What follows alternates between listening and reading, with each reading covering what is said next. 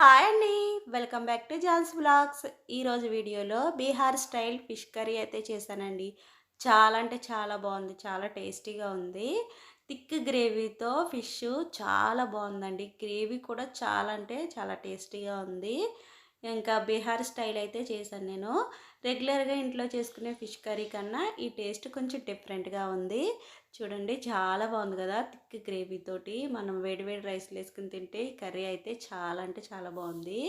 ఇంకా ఫిష్ అయితే నీట్‌గా కడుక్కొని ఒక ప్లేట్‌లోకి అయితే తీసుకున్నాను. ఒక టీ స్పూన్ అల్లం వెల్లుల్లి పేస్టు, ఒక టీ స్పూన్ ధనియా పౌడర్, అలాగే హాఫ్ టీ స్పూన్ పసుపు, ఒక టీ స్పూన్ ఫుల్‌గా కారం అయితే వేసుకున్నాను. ఇంకా సాల్టు, అలాగే ఇప్పుడు లెమన్ అయితే పిండుకుంటున్నానండి. ఫుల్ లెమన్ అయితే పిండాను. కొంచెం ఆయిల్ వేసుకొని మనం ఈ మసాలాలు చేప ముక్కలకు పట్టేటట్టు కలుపుకోవాలి.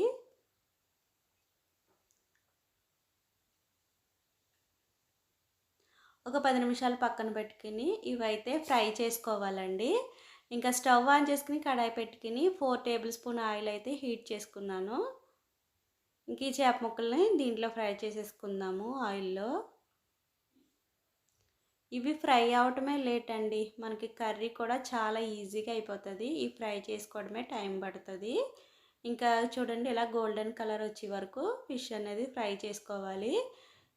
ఫ్రై అయిపోయాయి. ఒక ప్లేట్‌లోకి అయితే తీసేసుకున్నాను. ఇంకా ఒక మిక్సీ జార్ తీసుకొని ఆవాలైతే ఒక టీ స్పూన్ ఫుల్‌గా తీసుకున్నానండి.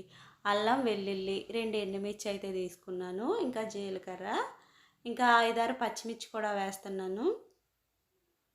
ఇంకా కొద్దిగా మిరియాలు. వాటర్ కూడా వేసి మెత్తగా మిక్సీ పట్టుకోవాలండి. ఆ క్లిప్ మిస్ అయింది వాటర్ వేసింది.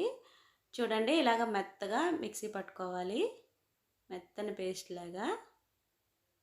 ఒక బౌల్లోకి అయితే తీసేసుకుంటున్నాను.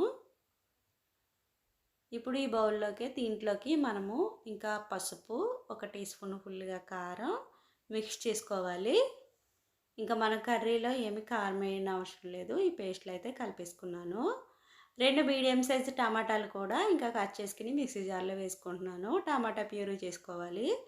మనం చిన్న చిన్న ముక్కల కింద కట్ చేసుకొని వేసుకోవచ్చండి. ఇంకా ప్యూరీ లాగా అయితే చేసుకొని వేస్తున్నాను నేను. అలాగా బాగుంటది, ఇలాగా బాగుంటది.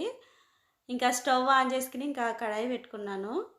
ఇంకా ఆయిల్ అయితే 4 టేబుల్ స్పూన్ ఆయిల్ అయితే వేసానండి. ఇంకా ఫిష్ కర్రీ కాబట్టి కొంచెం ఆయిల్ ఎక్కువనే పడతది.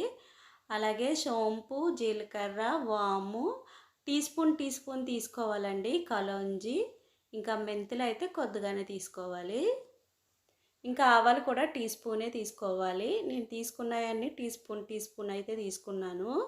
మెంతులు తీసుకున్నాను, ఆవాలు తీసుకున్నాను, కలోంజి తీసుకున్నాను. ఇంకా సోంపు, జీలకర్ర ఇవన్నీ ఫ్రై చేసుకోవాలండి. ఈ పేస్ట్‌ని అయితే ఇవి ఫ్రై అయిన తర్వాత ఈ మసాలా పేస్ట్ అయితే ఈ ఆయిల్‌లో వేసేసుకోవాలి. ఇప్పుడు ఈ పేస్ట్ మనం ఫ్రై చేసుకోవాలండి ఆయిల్‌లోని. మంచి అరోమా వస్తదండి ఈ పేస్ట్ ఫ్రై అయ్యేటప్పుడు. ఒక 10 నిమిషాలైనా మీడియం ఫ్లేమ్‌లో పెట్టుకొని ఈ పేస్ట్‌ని బాగా ఫ్రై చేసుకోవాలి. ఫ్రై అయిన తర్వాత ఇంకా టమాటా ప్యూరీ అయితే వేసేసాను. ఇంకా అలాగే సాల్ట్ కూడా వేసుకున్నానండి. సాల్ట్ వేసుకున్న తర్వాత కలుపుకోవాలి.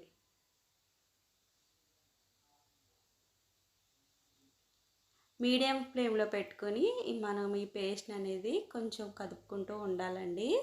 చూడండి ఆయిల్ ఇలా పైకి తేలాలి. పైకి తేలిన తర్వాత ఒక గ్లాసుడు వాటర్ అయితే వేసేసుకున్నాను. వాటర్ వేసుకున్న తర్వాత ఒకసారి కలుపుకోవాలి.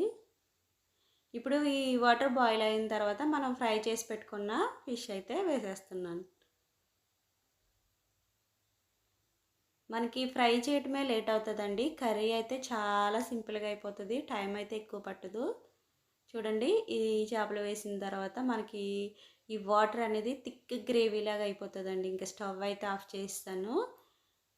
చూడండి చాలా అంటే చాలా బాగుంది. యమ్మీ యమ్మీగా చాలా బాగుంది. స్పైసీగా బీహార్ స్టైల్ ఫిష్ కర్రీ అయితే రెడీ అయిపోయిందండి.